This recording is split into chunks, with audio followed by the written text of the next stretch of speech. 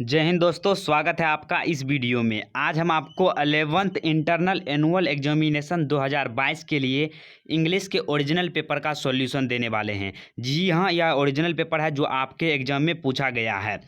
तो इस वीडियो में आपको इंग्लिश का ऑल टू ऑल क्वेश्चन का सॉल्यूशन मिलने वाला है। आप पूछ सकते हैं कि ये क्वेश्चन आपके पास कैसे आया, आपके मन में भी यह सवाल उठता होगा।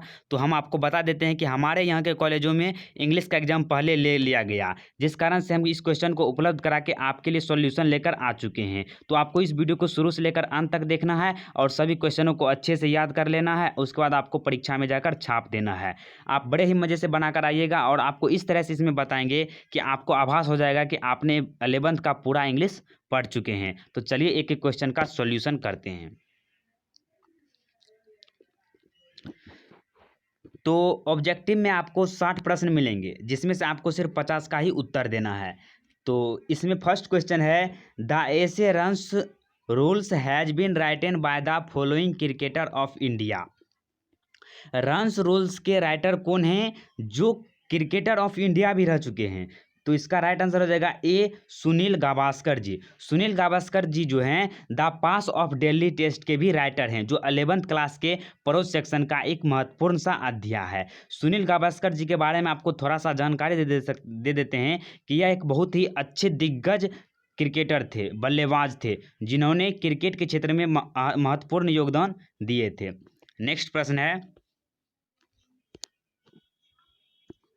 The prose piece Nalanda ancient seat of learning has been written by. जो नालंदा विश्वविद्यालय थे उसके बारे में किन्होंने लिखा है? नालंदा विश्वविद्यालय के बारे में तो डॉक्टर राजेंद्र प्रसाद जी हैं, Nalanda ancient seat of learning के राइटर हैं। आप 9th में जो है ना पढ़े होंगे नालंदा विश्वविद्यालय के बारे में, जिसका रचना भी डॉक्टर राजेंद्र प्रसाद भी ही किए थे।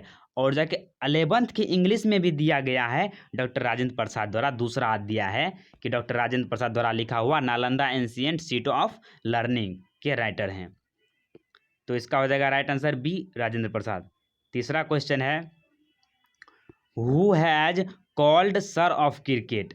किसे जो है सर ऑफ क्रिकेट के नाम से जाना जाता है या कहा जाता है?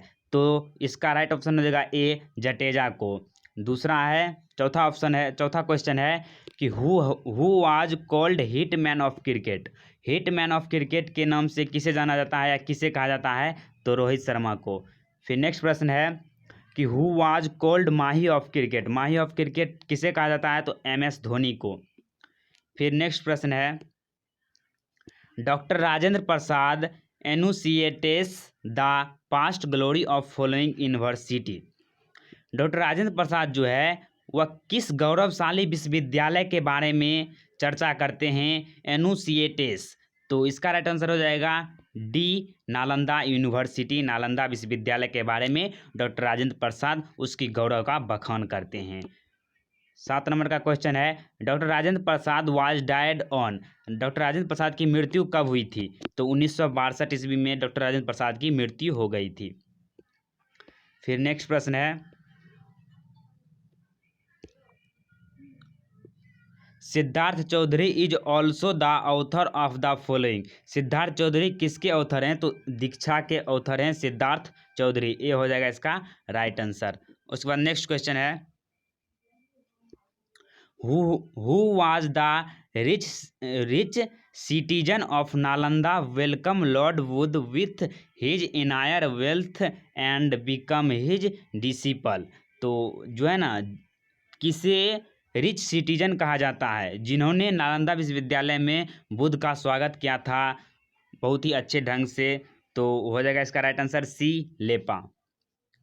फिर 10 नंबर का क्वेश्चन है, एक बात हम आपको बताना चाहेंगे कि इंग्लिश के पेपर का सॉल्यूशन आपको यूट्यूब पर कहीं नहीं मिलेगा।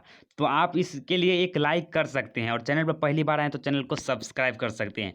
आपके लिए हम एक निकाले हैं LSSC।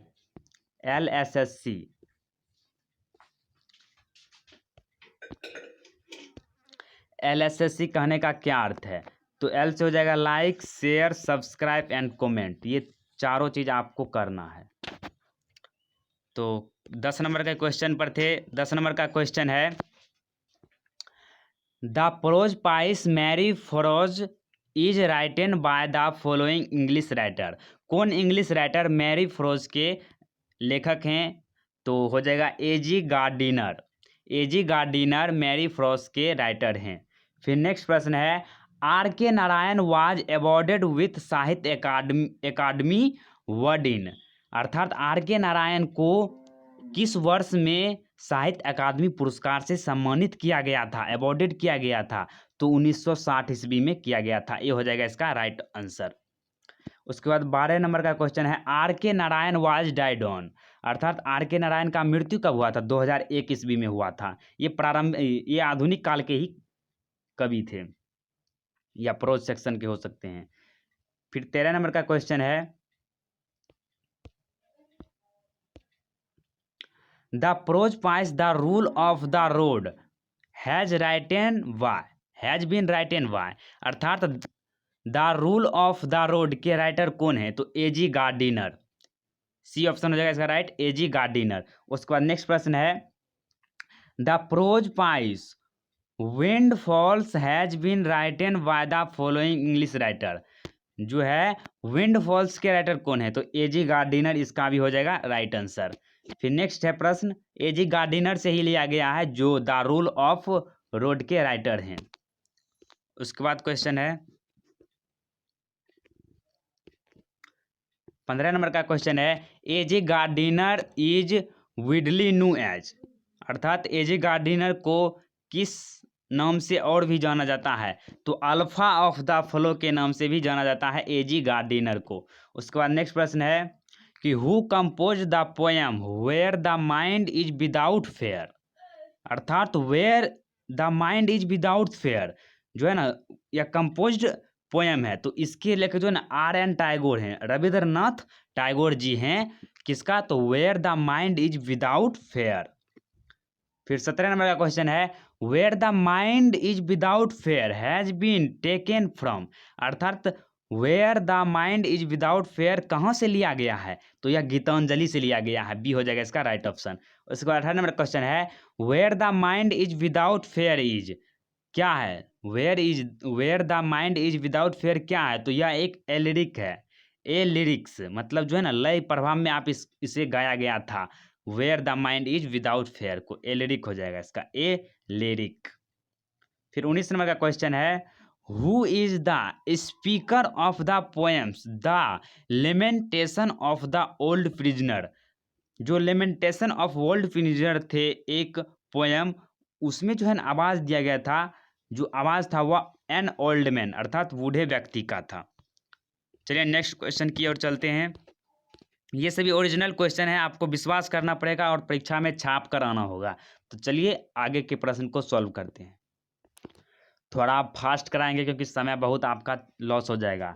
तो 20 नंबर का क्वेश्चन है, the poet piece the chimney sweeper has been written by. The chimney sweeper के राइटेन कौन है? तो विलियम ब्लैक।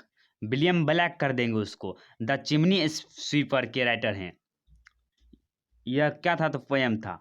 फिर 21 नंबर का क्वेश्चन है, William Blake was born in. उसका जन्म कब हुआ था? 1757 ईस्वी में। और 1857 ईस्वी में जो है ना स्वतंत्रता सेनानी की जो है ना क्रांति हुई थी, प्रथम क्रांति।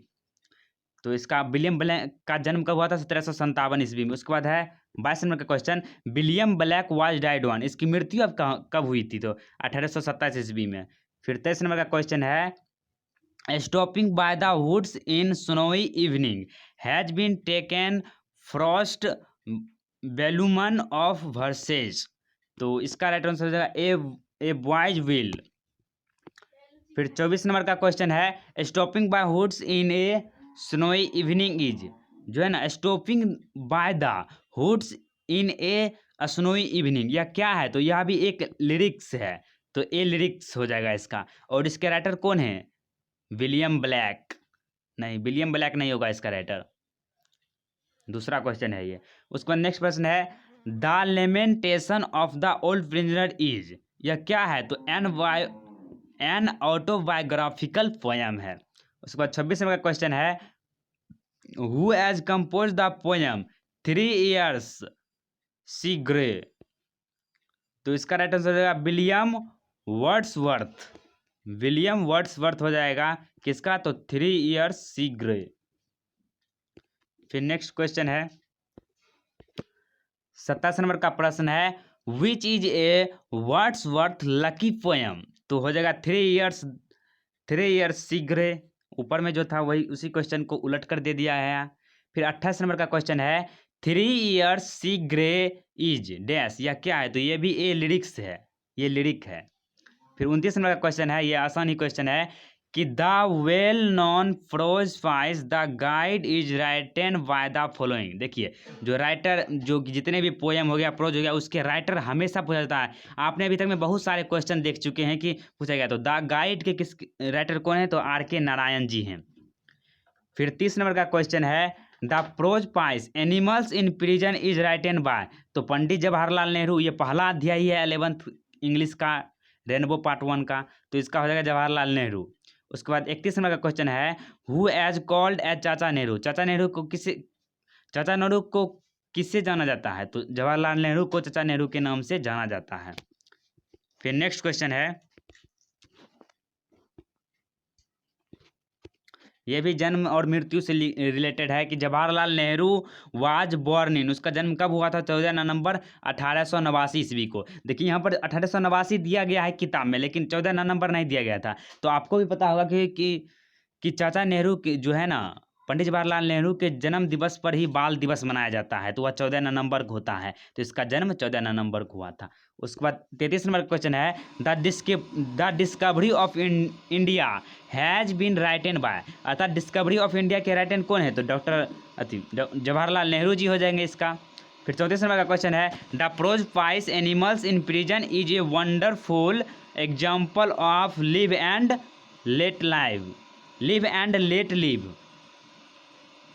फिर 35 नंबर क्वेश्चन है द एक्सट्रैक्ट अर्थात यह कौन सा अंश या हिस्सा है, animals in prison is a wonderful example of life and an autobiography. फिर 36 नंबर का क्वेश्चन है who as the first prime minister of India, तो जवाहरलाल नेहरू जी। फिर 37 नंबर का क्वेश्चन है the prose piece a snake in the grass has been written by, तो R.K. Narayan जो है a snake is in the grass के राइटर हैं। फिर 38 नंबर का क्वेश्चन है R.K. Narayan was born one, तो इसका जन्म 1906 ईस्वी में हुआ था। फिर 39 नंबर का क्वेश्चन है that he is honest dash beyond doubt. ये सभी अब आ गया सेंटेक्स का क्वेश्चन, तो इस क्वेश्चन को छोड़ देना है। 39 में डाउट है तो छोड़ दीजिए, आपको 50 पुराना है सही। तो 40 नंबर का क्वेश्चन है कि walking dash a good exercise, walking is a dash good exercise, तो ईज हो जाएगा, इसका ईज लगेगा, walking is a good exercise. Next प्रश्न है, यहाँ पर हम आपको 50 से अधिक क्वेश्चन सॉल्व कराएंगे, आपको चिंता लेने की कोई आवश्यकता नहीं है। फिर 41 का है there dash 20 students in the class, तो इसमें हो जाएगा ईज, इसमें जो है ना सिंगुलर वर्ब लगेगा, क्योंकि जब भी ए नंबर ऑफ रहेगा शुरू होगा, तो स्टूडेंट ए नंबर ऑफ से शुरू हो रहा है, नंबर यहाँ 20 है, तो आप सेंटेक्स हम आप पढ़ाए भी हैं इसमें कि उसके पहले सिंगुलर वर्ब का यूज किया जाता है ए नंबर ऑफ के बाद, तो इसमें ईज लग जाएगा सिंगुलर वर्ब। उसके बाद 42 नंबर का क्वेश्चन है, तो इसको छोड़ दीजिए। उसके बाद 43 नंबर क्वेश्चन है there dash nobody in the house, तो इसमें ईज हो जाएगा। क्यों यूज होगा कि नो बडी, एनी बडी, सम बडी जब भी रहेगा तो उसमें सिंगुलर वर्ब का यूज करते हैं। उसके बाद 44 नंबर का क्वेश्चन है कि आइदर ही और his friends dash to be held responsible for this, तो इसमें आर लगेगा। क्यों लगेगा आर, क्योंकि इसमें देखिए ही हो गया और हिज हो गया, दो सब्जेक्ट है। हिज फ्रेंड देखिए यह क्या है, प्लुरल है, तो इसमें कहा जाता है जब भी आइदर और आपको सब्जेक्ट में दिखेगा सेंटेंस में, तो आपको दूसरे कर्ता के अनुसार क्रिया लगाना है। तो दूसरे कर्ता यहाँ पर हिज फ्रेंड्स क्या है, तो या प्लुरल है, तो प्लुरल वर्ब आर लग जाएगा। उसका 45 नंबर क्वेश्चन है 2/3 of the mangoes dash found to be rotten, तो इसमें देखिए 2/3 जब भी आएगा तो उसमें प्लुरल वर्ब आर लगाएंगे, तो इसमें आर लग जाएगा। उसके बाद 46 में क्वेश्चन है a lot of care dash needed for doing it, तो इज लग जाएगा। ए लॉट्स ऑफ, इसके साथ सिंगुलर वर्ब का यूज किया जाता है। फिर नेक्स्ट प्रश्न है some of the students dash decided not to take their exam, तो इसमें हैव लग जाएगा, प्लूरल वर्ब लग जाएगा, द स्टूडेंट। उसके बाद नेक्स्ट है a large number of kites dash flying in the sky, तो इसमें आर लग जाएगा। जब भी ए लार्ज नंबर ऑफ उसके साथ हमेशा प्लूरल वर्ब का यूज किया जाता है। फिर है he as well as his friend dash decided to appear at the competitive, तो इसका हैज हो जाएगा। इसमें जो है ना सिंगुलर वर्ब का यूज किया गया है। क्यों किया गया है? इसमें प्रथम कर्ता ही है, तो ही के साथ हमेशा क्या है, ही क्या है, तो यह सिंगुलर है तो सिंगुलर वर्ब का यूज किया जाएगा। उसके बाद है Anoop together with his father and mother dash gone to Rajgir, तो हैव हो जाएगा इसका राइट आंसर। उसके बाद आर्टिकल के कुछ क्वेश्चन यहाँ पर आए हैं 10 क्वेश्चन। आर्टिकल के हमेशा क्वेश्चन रहते हैं। फिर है coffee is a dash good drink, तो इसमें नो आर्टिकल है क्योंकि गुड जो है ना वह एडजेक्टिव है। एडजेक्टिव के पहले ए एन या द कुछ भी नहीं लगता है। उसके बाद 52 का प्रश्न है I saw dash ball coming towards me, तो इसको छोड़ दीजिए। उसके बाद 53 है she is in search of a job. 54 का है these chairs are made of dash wood, the wood लग जाएगा इसमें क्योंकि जो है ना फर्नीचर का सामान बना हुआ है लकड़ी से, तो द लग जाएगा। उसके बाद आपको 55 को छोड़ देना है। मात्र 4-5 क्वेश्चन यहाँ पर हम आपको छोड़े हैं लेकिन 50 पूर जाएगा आपको। Milk is a good for dash, तो इसमें हेल्थ है तो इसमें नॉन आर्टिकल, यही वाक्य सही है। इसके बीच ना ही एन लगेगा, ना ही ए लगेगा, ना ही दा लगेगा। उसके बाद 57 का प्रश्न है कि dash milk of a buffalo contains more fat that of a cow, तो इसमें भी नो आर्टिकल। फिर है he is writing dash a letter. फिर 59 को छोड़ देना है। उसके बाद 60 का do not make dash noise A noise. तो इस तरह से आपका 60 ऑब्जेक्टिव क्लियर हो चुका है। अब चलिए सब्जेक्टिव की ओर चलते हैं। तो ग्रुप बी में आपको पूछा जा रहा है, यहाँ पर आपको पैसिव दे दिया गया है। यहाँ पर आपको इसको पढ़ लेना है, उसके बाद इसका आंसर करना है।